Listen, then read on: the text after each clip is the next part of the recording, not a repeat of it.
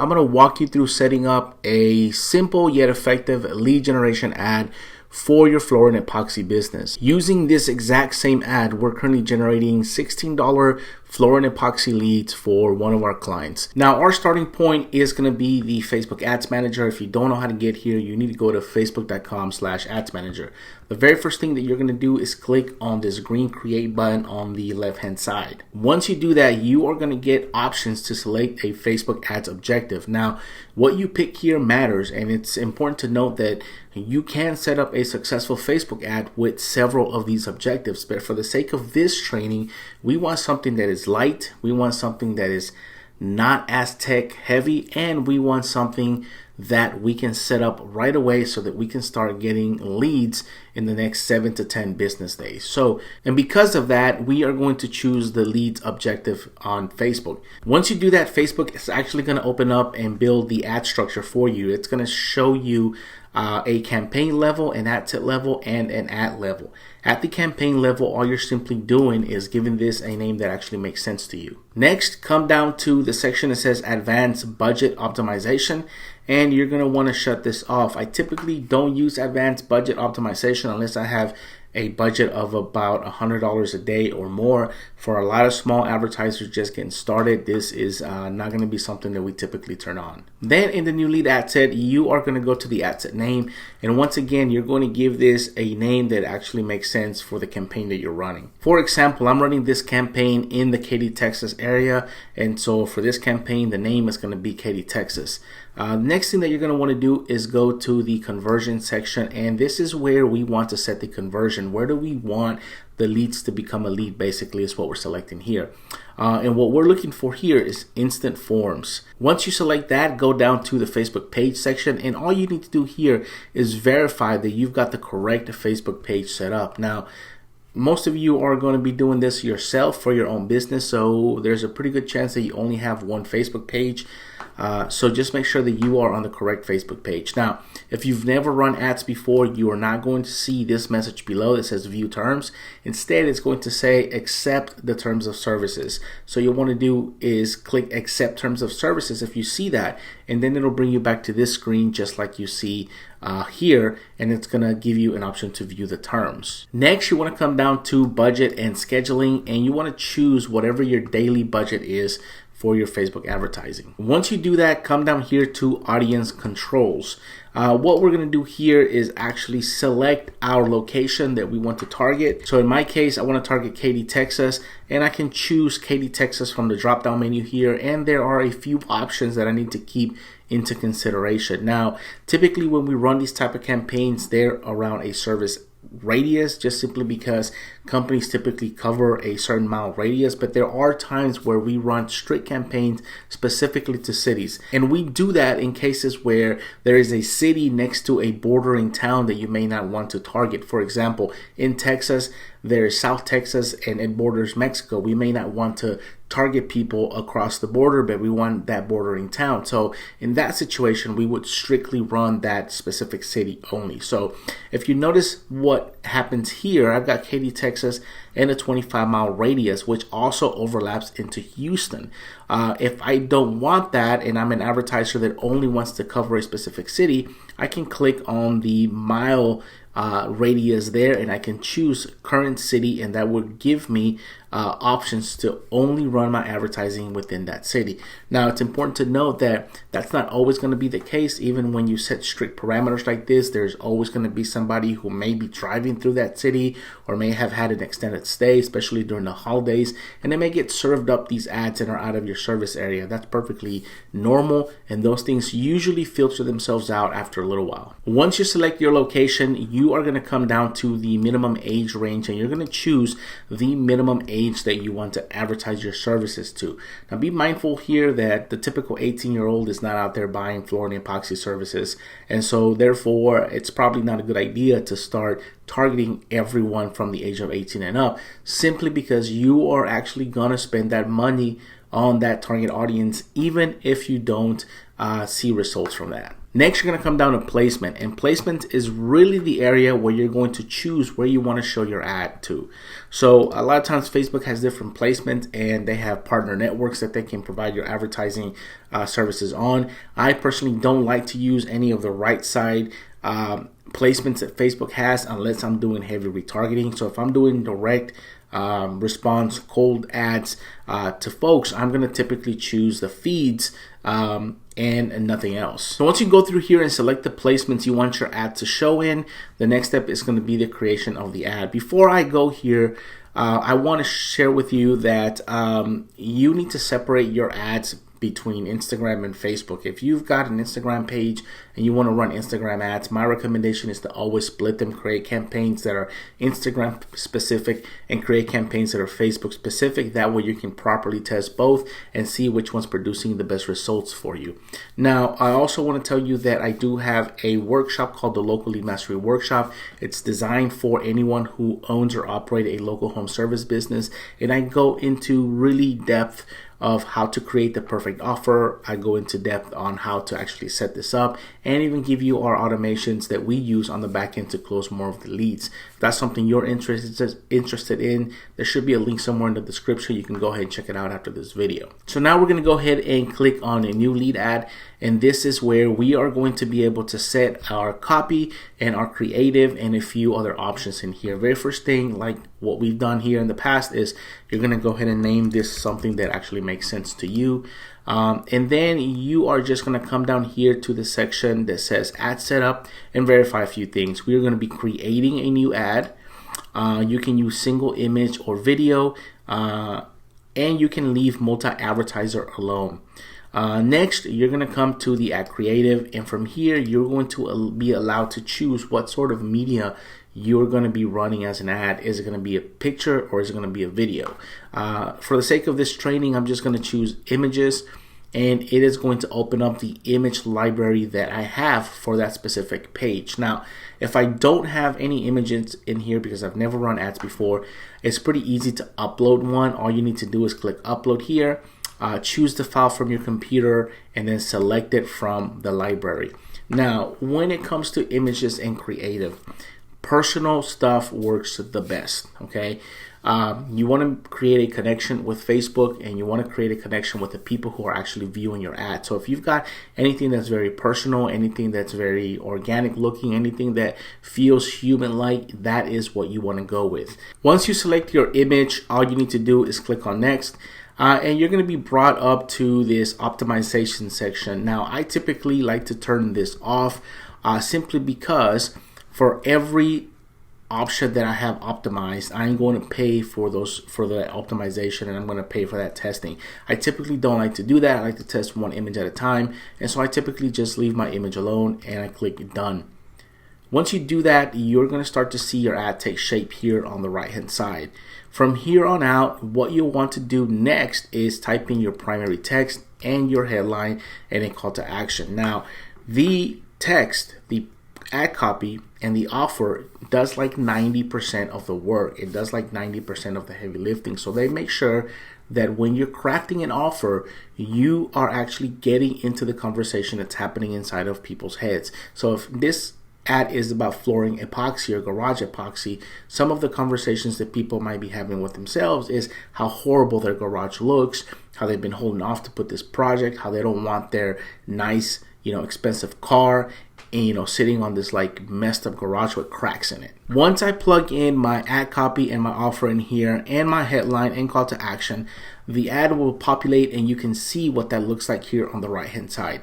From here, the next thing that I want to do is create a form. Earlier in this video, we set a destination, which is where the conversion was going to happen. Now, what we want to do is make sure that we optimize this form so that we can get quality leads into our sales process. So the very first thing that we're going to do is you are going to create a form. And in order to create a form, you're going to click on this button that says create form. When you do that, the form wizard is going to open up. And what you want to do again is go to form and give this a name that actually makes sense.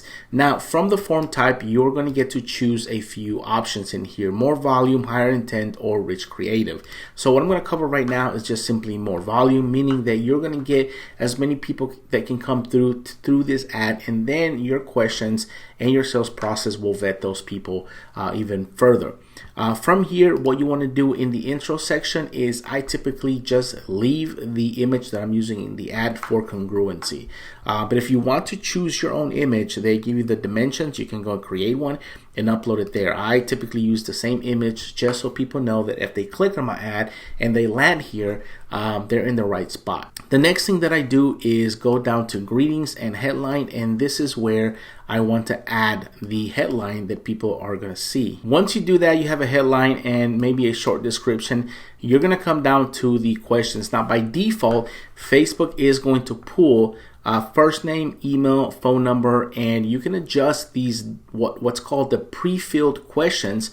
You can add or remove a few questions in here. So if you need the street address, you can choose it from there. If you need the city or the state or the zip code, you can also, plug it in from here. These questions are going to get pre-filled based on the information that Facebook has.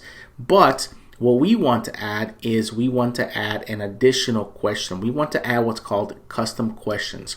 Now, custom questions allow us to have the user or the lead manually fill out this form with additional information. Because what we don't want to do is make it too easy for them to just fill this form out. It automatically fills in, they click next, and then that information gets submitted to you, and they didn't mean to fill the form out. That ends up in a pretty a situation where you have low quality leads, or a scenario where you can't get a hold of people right away. So what we want to do is we want to add custom questions, and the way you do that is you click on custom questions, and you're going to choose questions from this area here. So if you want multiple choice questions, go ahead and add them. If you want a short answer question, go ahead and add that short answer question. Once you do that and you have all your questions adjusted properly, the next thing is going to be a private policy. You cannot run these ads without a privacy policy. If you need to go and get a privacy policy, head on over to your website, find the privacy policy that's on your website and plug it in here. Note that your private policy cannot go directly to a PDF, a JPEG file, or any Google Drive folder that you may have. If you do that, you run the risk of getting your ad shut down and your accounts banned. So just make sure that go out there and create a proper private policy page. If you don't have a private policy page on your website, there are many online resources that you can go out and get a free private policy created just to plug and play on your website so you can use it in here. Once this is done, the last and final thing that you need to do on this form is adjust the thank you message. This is what they see after they submit the leads, and in my experience, it's best to let them know what they need to expect next. So you may want to tell them here, hey, somebody's going to be calling you, or I'm going to be texting you, or expect one of my representatives to reach out to you within the next 5 minutes. I sometimes even go as far as to tell them what number they're going to be calling.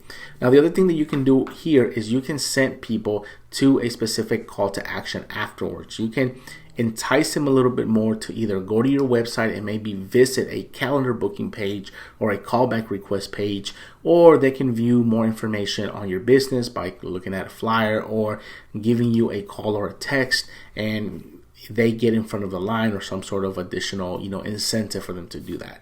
Once you build out this section here, all you need to do is create this form by clicking this create form button. Once you do that, you'll be brought back to this section where you will be able to select the form that you just created from the menu in here. Okay.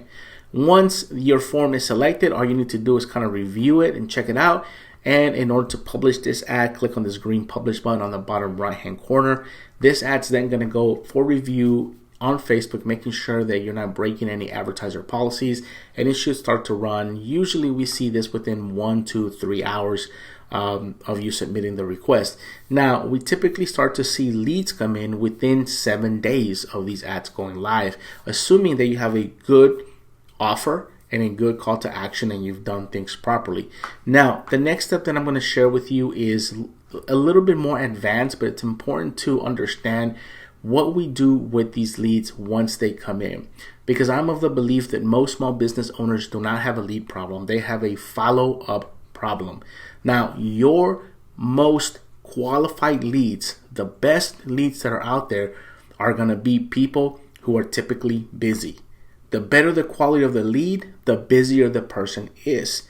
That's because they either have full-time jobs, full-time careers, they're running businesses, they have events they have to go to with their spouses, with co-workers, maybe they have a few kids and involved in multiple sports. Their evenings are tied up and their weekends are tied up as well. So the faster you can respond to these people and the more you can respond to them more frequently, the higher your chance of converting those people are. Notice how always the low quality leads are the ones that are responding really fast. That's because they have nothing else to do. But the higher the quality of the lead, the busier the person is. So in order to address that issue, we tie in a little bit of automated responses on the back end of our ads to be able to close this gap. And I'm going to show you how to do that now. All right, so what I'm doing here is I'm using a system called High Level, and this really allows us to communicate back and forth with our leads instantly, 24 hours a day, 7 days a week. So no matter if we're busy on a job site or if we're putting out, another fire or whatever the case is,